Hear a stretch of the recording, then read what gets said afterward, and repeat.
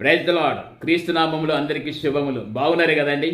ఈరోజు సామెతల గ్రంథము 60వ అధ్యాయము 18వ వచనం ప్రకారంగా నీ సరిహద్దులలో పాడు అన్న మాట గాని, నాశనం అనే మాట గాని నీ వినపడదు. నా ప్రియ సహోదరి సహోదరుడా, నీ యొక్క సరిహద్దులను విశాలపరిచినటువంటి దేవుడు, నీలాంజనములతో నీ యొక్క సరిహద్దులను కట్టినటువంటి దేవుడు, నీ జీవితాన్ని కట్టినటువంటి దేవుడు, నీ పాడైనటువంటి బ్రతుకును జీవింపచేసినటువంటి దేవుడు, నిన్ను ఆశీర్వదించిన దేవుడు, ఎప్పుడైనను ఎక్కడైనను నీకు పాడైనటువంటి మాట కానీ, నాశనం అనేటువంటి తెగులు కానీ నీ సన్నిధికి చేరదు. నా ప్రియ సహోదరి సహోదరా, నీవు దేవుని యందు కట్టబడి ఉన్నట్టేదంటే, దేవునిలో ఉన్నట్టయితే, దేవుని యొక్క శక్తి పొందుకున్నట్టేదంటే, దేవుని యొక్క పరిశుద్ధాత్మ పొందుకున్నట్టేదంటే, దేవుని యొక్క ఆశీర్వాదాలు ఎప్పటికీ నీలో ఉంటాయి. నా ప్రియ సహోదరి సహోదరా, నీలాంజలముతో కట్టినటువంటి దేవుడు నీ సరిహద్దులను